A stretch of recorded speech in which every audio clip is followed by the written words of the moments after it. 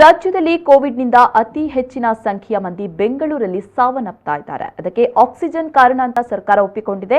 ಆದರೆ ಆಕ್ಸಿಜನ್ಗೆ ಬೇಕಾದ ವ್ಯವಸ್ಥೆಯನ್ನ ಸರ್ಕಾರ ಮಾಡ್ತಾ ಇಲ್ಲ ಅಂತ ಎಐಸಿಸಿ ಕಾರ್ಯದರ್ಶಿ ಐವನ್ ಡಿಸೋಜಾ ಆರೋಪಿಸಿದ್ದಾರೆ. ಮಂಗಳೂರಿನ ಮಲ್ಲಿಕಟ್ಟಿಯಲ್ಲಿರೋ ಕಾಂಗ್ರೆಸ್ ಜಿಲ್ಲಾ ಕಚೇರಿಯಲ್ಲಿ ನಡೆದ ಸುದ್ದಿಗೋಷ್ಠಿಯಲ್ಲಿ ಮಾತನಾಡಿದ ಅವರು, ಕೋವಿಡ್ ಅನ್ನು ತಡೆಯಲು ಆಗ್ತಾ ಇಲ್ಲ. ಬೆಂಗಳೂರಲ್ಲಿ ಇವತ್ತು 150ಕ್ಕಿಂತಲೂ ಹೆಚ್ಚಿನ ಮಂದಿ ಸಾವನ್ನಪ್ತಾ ಇದ್ದಾರೆ. ಇದಕ್ಕೆ ಆಕ್ಸಿಜನ್ ಕಾರಣ. ಆಕ್ಸಿಜನ್ ಅನ್ನು ಕೇಂದ್ರ ಸರ್ಕಾರದಿಂದ ಪಡೆಯಲು ನಮ್ಮ ಕೇಂದ್ರ ಸಚಿವರು, ಸಂಸದರು ಯಾವುದೇ ಪ್ರಯತ್ನ ಮಾಡ್ತಾ ಇಲ್ಲ. ಸ್ಮಶಾನಕ್ಕೆ ಎಷ್ಟು ಮಂದಿ ಹೋಗಬೇಕು ಅಂತ ಸರ್ಕಾರ ಚರ್ಚೆ ಮಾಡ್ತಾ ಇದೆಯೇ ಹೊರತು ಈ ರೋಗವನ್ನು ನಿಯಂತ್ರಿಸಲು ಬೇಕಾದ ವ್ಯವಸ್ಥೆ ಮಾಡ್ತಾ ಇಲ್ಲ ಅಂತ ಕಿಡಿಕಾರಿದ ಅವರು, ಎಷ್ಟು ಹಣವನ್ನ ಈ ರೋಗದ ನಿಯಂತ್ರಣಕ್ಕೆ ಬಳಸಿದೆ ಅಂತ ಪ್ರಶ್ನಿಸಿದ್ದಾರೆ.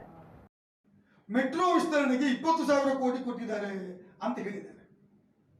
ಮೆಟ್ರೋ ವಿಸ್ತರಣೆ ಮಾಡಿ 20 ಕೋಟಿ ವಿಸ್ತರಣೆ ಮಾಡುವುದಕ್ಕೆ ಜನ ಬದುಕಿದರೆ ತಾನೇ ಅದರಲ್ಲಿ ಹೋಗುದು. ಜನರ ಜೀವ ಉಳಿಸುವುದು ಮುಖ್ಯನೋ ಅಥವಾ 20,000 ಕೋಟಿ ಖರ್ಚು ಮಾಡಿ ಮೆಟ್ರೋ ವಿಸ್ತರಣೆ ಮಾಡುವುದು ಮುಖ್ಯನೋ? ಅದೇ ರೀತಿ ಪ್ರಧಾನಮಂತ್ರಿ ಅವರು 8,500 ಕೋಟಿ ರೂಪಾಯಿ ಖರ್ಚಿನಲ್ಲಿ ಒಂದು ವಿನೂತನ ವಿಮಾನ ತೆಗೆದುಕೊಳ್ಳಿಕ್ಕೆ ಹೊರಟಿದ್ದಾರೆ. ನಾನು ಒತ್ತಾಯ ಮಾಡ್ತೇನೆ, ವಿನೂತನ ವಿಮಾನ ತೆಗೆದುಕೊಳ್ಳುವುದು ಮುಖ್ಯ ಅಲ್ಲ. ಅಥವಾ 20,000 ಕೋಟಿ ಖರ್ಚು ಮಾಡಿ ಇಲ್ಲಿ ನೀವು ಮೆಟ್ರೋ ವಿಸ್ತರಣೆ ಮಾಡುವುದು ಮುಖ್ಯ ಅಲ್ಲ. ಆ ದುಡ್ಡನ್ನು ಬಳಕೆ ಮಾಡಿ ಕೋವಿಡ್ ವ್ಯಾಕ್ಸಿನ್ ಅನ್ನು ಪ್ರತಿಯೊಬ್ಬರಿಗೆ ಕೊಡುವ ರೀತಿಯಲ್ಲಿ ನೀವು ಕೆಲಸ ಮಾಡಬೇಕು.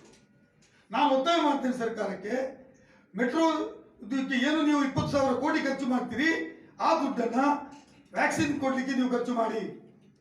8,500 ಕೋಟಿ ರೂಪಾಯಿ ಖರ್ಚು ಮಾಡಿ ಏನು ಹೊಸ ಫ್ಲೈಟ್ ಅನ್ನು ತೆಗೆದುಕೊಳ್ಳಲಿಕ್ಕೆ ಪ್ರಧಾನಮಂತ್ರಿಗಳು ಯೋಚನೆ ಮಾಡಿದ್ದೀರಿ, ಆ ದುಡ್ಡನ್ನು ತೆಗೆದು ವ್ಯಾಕ್ಸಿನ್ ಕೊಡಲಿಕ್ಕೆ ನೀವು ಖರ್ಚು ಮಾಡಬೇಕು. ಆಕ್ಸಿಜನ್ನಲ್ಲಿ ಕೊರತೆ ಇಲ್ಲ ಅಂತ ಹೇಳೋದು. ಇವತ್ತು ಆಕ್ಸಿಜನ್ ಬೆಡ್ ಬೆಂಗಳೂರಿನಲ್ಲಿ ಸಿಗದೆ ಮಂಗಳೂರಿಗೆ ಬರಲಿಕ್ಕೆ ಪ್ರಾರಂಭ ಮಾಡಿದ್ದಾರೆ ಜನ.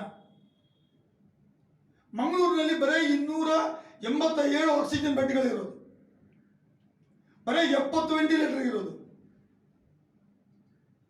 ಇವತ್ತು ಮಂಗಳೂರಿನಲ್ಲಿ ದಿವಸಕ್ಕೆ 500ರಿಂದ 600 ಜನ ಕೋವಿಡ್ ರೋಗಿಗೆ ತುತ್ತಾಗ್ತಾ ಇದ್ದಾರೆ.